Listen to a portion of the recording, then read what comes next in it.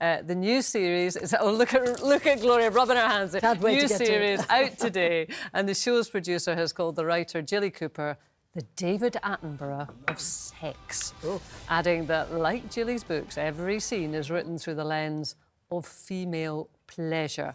Whatever that is, Judy. I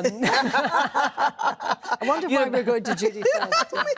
I'm the one to say. You're a big fan, though, of Rivals. I am. The show is fantastic. Yeah. I mean, it's brilliant. And they've definitely got some great, you know, passionate scenes in there. Yeah. And I love what she said because, for me personally, I think, you know, when I was younger and, you know, engaged in those passionate moments, it was definitely... It wasn't... When I look back, it wasn't significant about my own pleasure. You was just kind of doing what you're doing. And now I'm older and I've experienced the passion with a person who is generally seeked finding a way to make sure I'm pleasured. It makes you realise, like, oh, my gosh, what you was having before wasn't it. So I think it's important that the conversation is about closing that gender pleasure gap. The gender pleasure gap. Yeah, definitely. You know, I've never heard that expression before today, the gender pleasure gap. But we do have stats on it, people. Really? We have a study that found that while 82% of men reported orgasming during their most recent casual sexual encounter, only 32% of women... Well, that's because it's easier for a man to do that. Yeah, they're easily pleased. Let's put it that way. They're easily pleased. There's a little bit more involved in the female experience. And it also says only 30% of women say they experience orgasm every time they have sex. Is that something that needs to be addressed, Gloria? I'm not talking about that. I don't get any sex these days. No, actually, I come from a different era anyway, because regarding sex, you never talked about it at all during my time.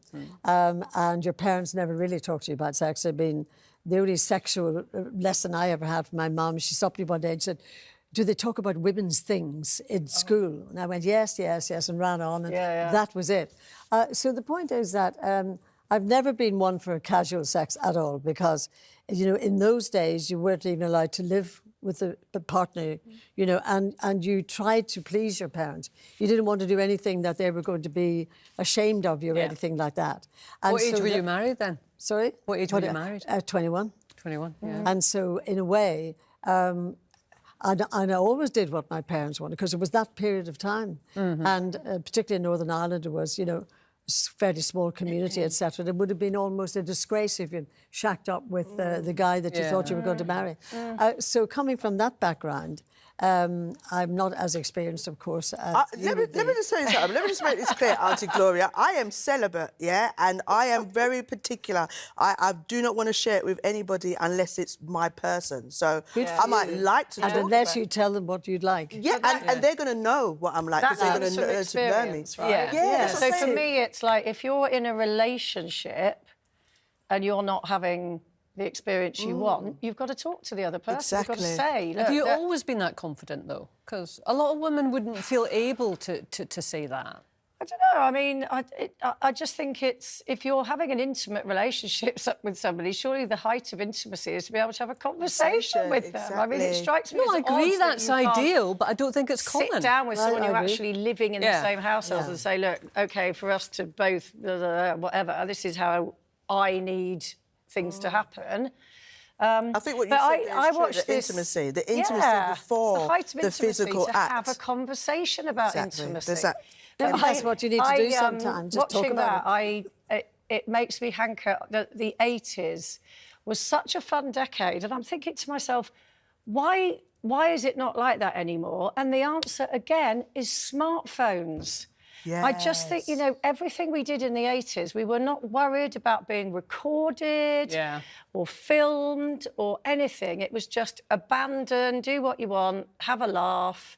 Nobody got offended particularly. There wasn't all this expectation of this well expensive restaurant, what you're wearing. It was just... But the whole... Yeah, there was good and bad, but that was good. Not being secretly recorded.